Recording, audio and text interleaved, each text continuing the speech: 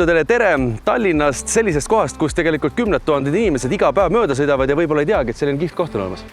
Jah, see on Eesti Ajaloomuuseumi süda, et meil on küll palju filiaale, Vanalinnas on Suurgildi hoone ja Teatri muusikamuuseum, aga siiski see on meie kõige olulisem siis selline kompleks.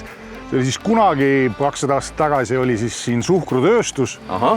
Ja mingil hetkel oli ta siis suvitusmõis ja nüüd siis viimased aastakümned on siis olnud Eesti Ajaloomuuseumi selline keskpunkt, et aga Eesti Ajaloomuuseum tegelikult ainult siin ei ole ju, tegelikult Vanalinnas on ka veel ja Vanalinnas on Teatri muusikamuuseum, eks ju, ja Suurgildi hoone, aga siin on siiski meie põhi näitusemaja ehk siis see, mis praegu Lossis on ja seal on ka filmimuuseum ja loomulikult ka meie park, mis on suvel nagu suurepärane. Ja tegelikult mina olen isiklikult sattunud siia sellistel sündmustel, näiteks kui erinevad eventid, sündmused toimuvad siin. Ma olen olnud selliste gaalade õhtujuhti ja samamoodi ka see Maarjalossis, et kogu aeg toimub midagi siin. See on väga absoluutselt ja teine on ka see, et meil on tegelikult väga palju nagu lapsi ja klasse, kes siin käivad, sest et ajalugu ongi siin kõige parem õppida tegelikult.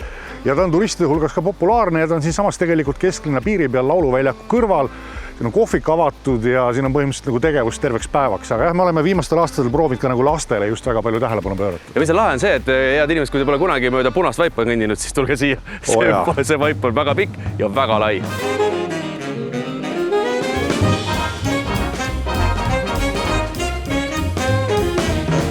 Niisiis umbes 125 aastat tagasi oli siis siin suvitusmõis. Selles Maarjalossis. Täpselt ja siia me siis püüdsime taastada võimalikult autentselt nagu selle ajastu sellise hinguse, autentse mööbliga, maalidega ja sellise interjööriga, kuidas siin võis tegelikult elu tollel ajal olla. Millega vaba aega sisustati? Tänapäeval väga lihtne, kõikidel võtab telefoni välja või me oma täbid. No ma arvan, inimesed lugesid hästi palju, me arvame seda, aga teiselt poolt siin samas kõrval loksus meri.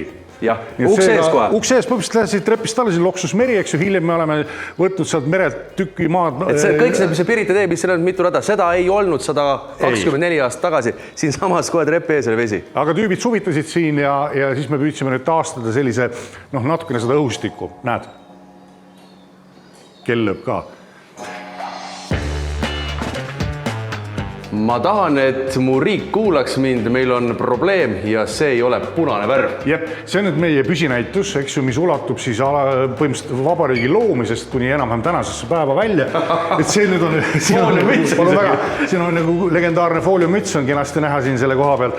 Või siis, eks ju, me pöörame siia, need on suhteliselt hilisemad asjad, mis me oleme nagu kogunud. Ehk siis seda, et tõesti, et see on meie nii-öelda väga-väga-väga lähiajalugu, millega me siin tegeleme. Aga on ka muidugi vabadussõjast ja kõikidest muudest asjadest, nii et saad korraliku ülevaate tegelikult Eesti viimase 120 aasta loost. See on üks mu lemmikkohti selles mõttes meie muuseumis, et lisaks sellele, et siin on vahva tore mängida, eks ju, saad sa ka ühtlasin nagu natukene targemaks, eks ju, ja võib-olla isegi vanemad. Vajuta siia. Korter 2. Ühesõnaga, tänapäeval seda noort tähelepanu saada, noort inimest selleks on vaja interaktiivsust. Absoluutselt, see on käed külge asjad, aga tegelikult on see, et kui nad juba keskenduvad, siis nad veedavad siin ikkagi nagu pikalt aega. Nii et me oleme kõvasti panustanud sellesse ja ta on ikkagi Eesti mõistes üks unikaalsemaid selliseid temaatilisi laste mängu tubasid.